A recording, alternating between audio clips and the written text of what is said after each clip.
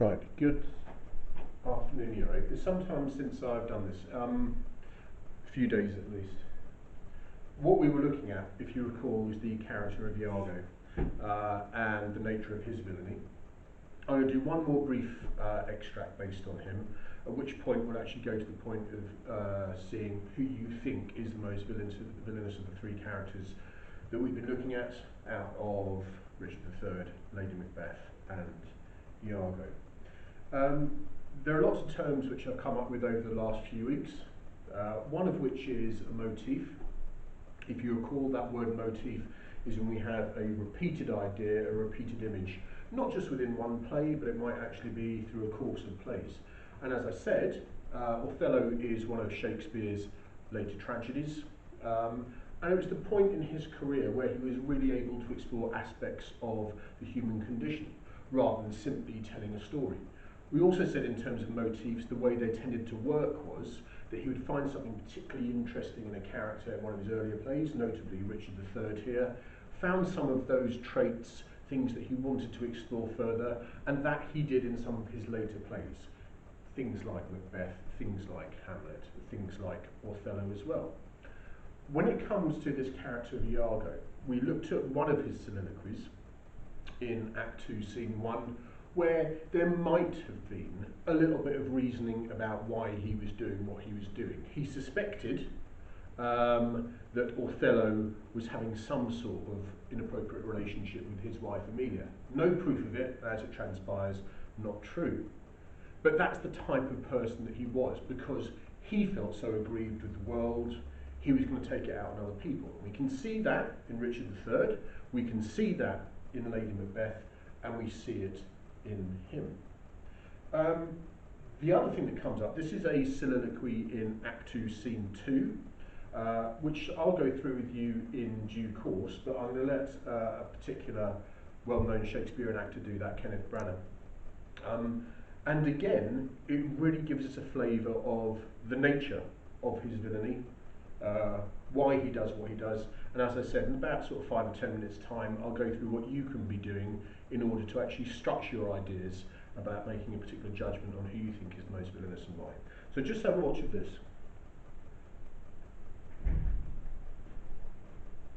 How am I then a villain? Well, this advice is free, I give, and honest. Probable to thinking, and indeed, the course to win the war again. His soul is so enfettered to Desdemona's love that she may do what she list, even as her appetite shall play the god with his weak function. How am I then a villain? To counsel Cassio to this parallel course directed to his good. Divinity of hell. When devils will the blackest sins put on, they do suggest at first with heavenly shows, as I do now, for whilst this honest fool plies Desdemona to repair his fortunes, and she for him pleads strongly to the law, I'll pour this pestilence into his ear, that she repeals him for her body's lust, and by how much she strives to do him good, she shall undo her credit the more. So will I turn her virtue into pitch, and out of her own goodness make the net that shall enmesh them all. Okay.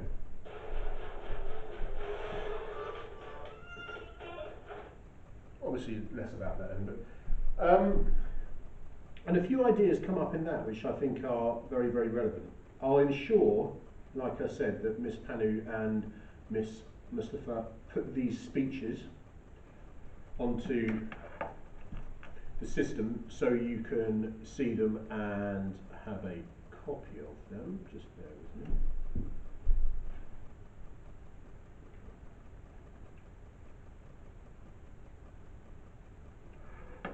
Okay. And like I said, if you have been engaging with it and paying some attention to the stuff I've gone through previously, you'll see the sort of links that we can make here with other characters. So when Iago says. And what's he then that says, I play the villain? Well, yeah, he is sort of saying, just as Richard III did, in that very, very sort of showman-like Machiavellian way, that he's playing up to the audience. He's looking directly to the audience and saying, this is what I am going to do. We may like him for it, but we find him entertaining in doing it. And he's saying, well, actually, what I'm looking at here is that definition of the word villain. The word villain is a very subjective thing. That is what I've been trying to get at all along. One man's villain might be another man's hero.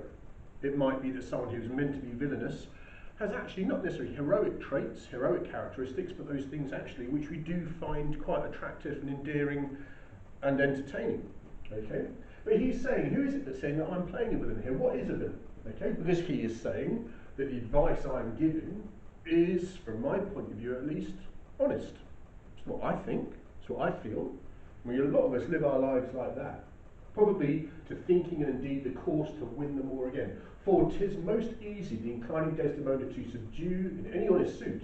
She's framed as fruitful as the free element. And then for her to win them more were to renounce his baptismal seals and symbols of redeeming sin. That bit is missed out from his.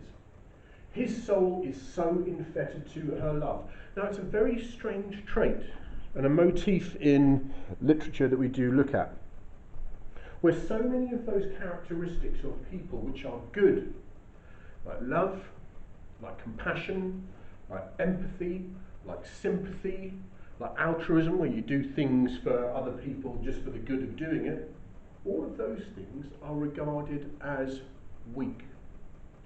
And yet things like selfishness, greed, acquisitiveness, stuff that we get, are regarded as strong.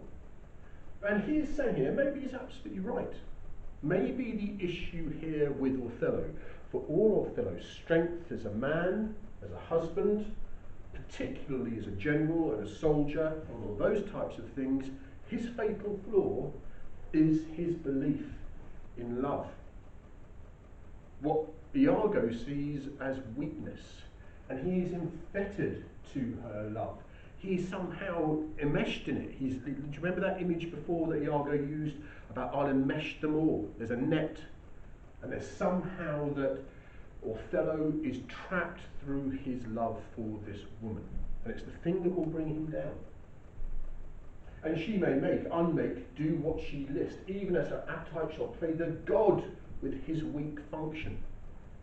Again, this weakness in Othello is his propensity to love her too much, to the point of absolute jealousy, and to the point, we'll come on to, where he kills her.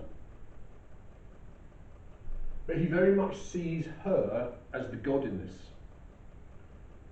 How am I then a villain to counsel Cassio to this parallel course directly to his good?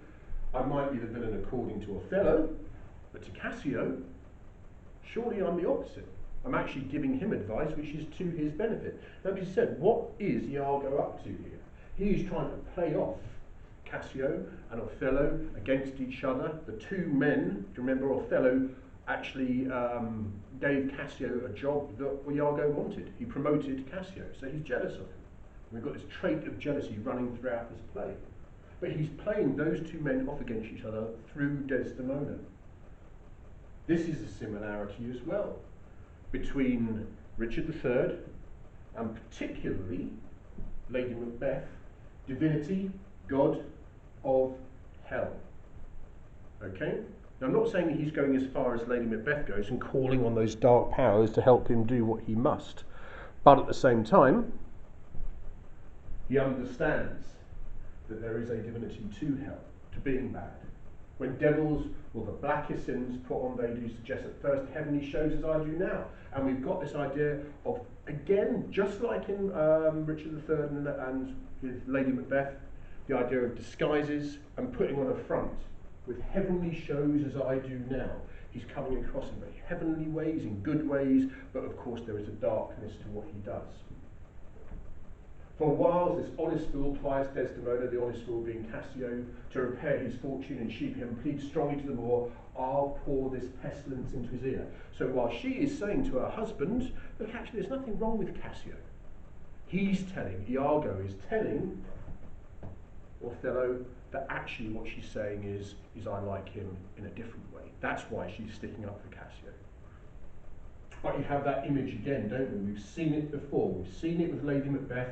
We see it in a play we're looking at in a couple of plays' time in Hamlet, pouring his pestilence, his disease and ear, whispering, whispering, whispering away to his friend.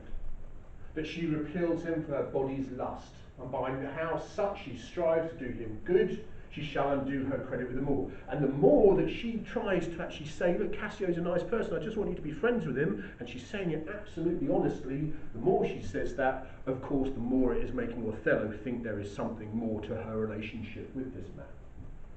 So will I turn her virtue to pitch. So everything that she's trying to do for good, I will make into ash, pitch, old ash. So I'll actually make it something it's not. Every time she actually tries to do something kind, it'll come across as something different to Othello. And out of her own goodness make the net that shall enmesh them all.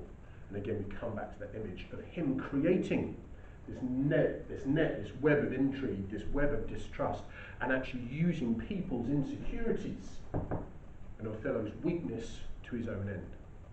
Okay? So it's a very, very telling soliloquy that about how he's there to manipulate people and so on. Okay? I'm just going to pause it for a moment.